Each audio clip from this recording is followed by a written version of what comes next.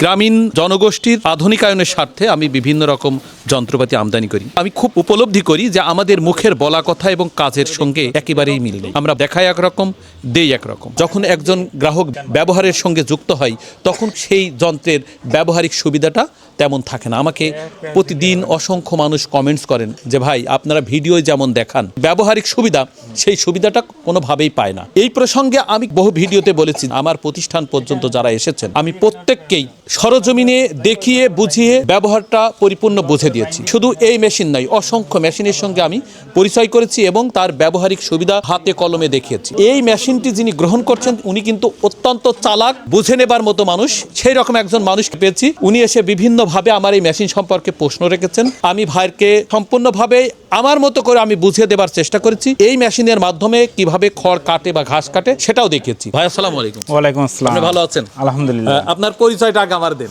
আমি আলিফ রহমান, আমার বাড়ি মাছপাড়া। আমি এসেছি আপনার কাছে এই মেশিনটা নিতে। আসলে আমার আর একটা মেশিন আছে, সেটা সাধারণ ম্যানুয়াল মেশিন। এর জন্য অত্যাধুনিক একটা মেশিন নেওয়ার জন্য আসছি।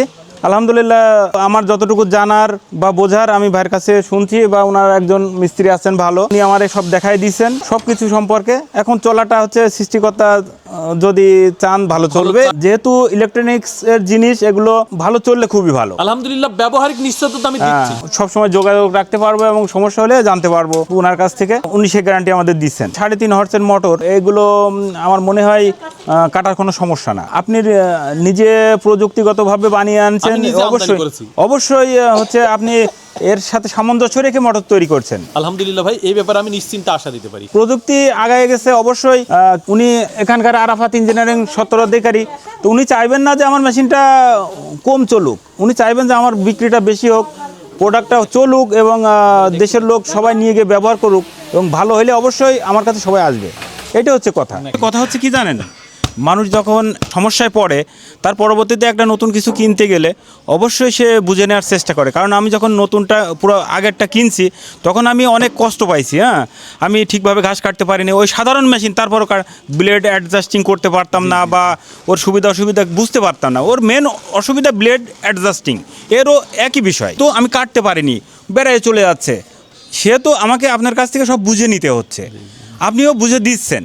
তখন তো আমি আনছি, তখন ওরা আমাকে বুঝে দেয়নি বা না, ওরা শুধু মাল দিছে, জাস্ট আমরা চলে আসছি, আমরা ঘাস দিছি, ঘাস সব বেড়ায় চলে যাচ্ছে।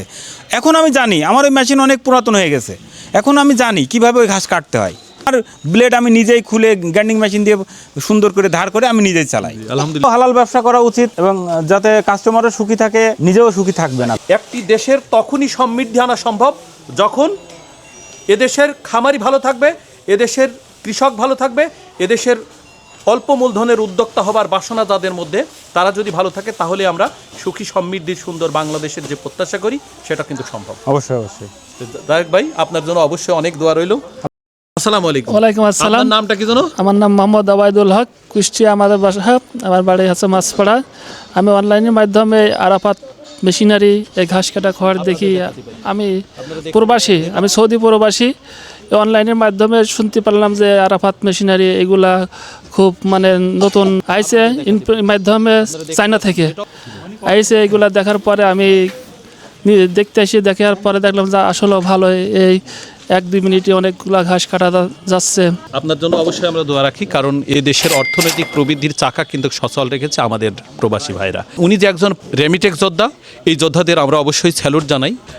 এই সব মানুষগণ দেশের মায়া ত্যাগ করে দীর্ঘ সময় বিদেশ করেছেন, আবার দেশের উন্নয়নের স্বার্থে এখনও কিন্তু কাজ করে যাচ্ছেন।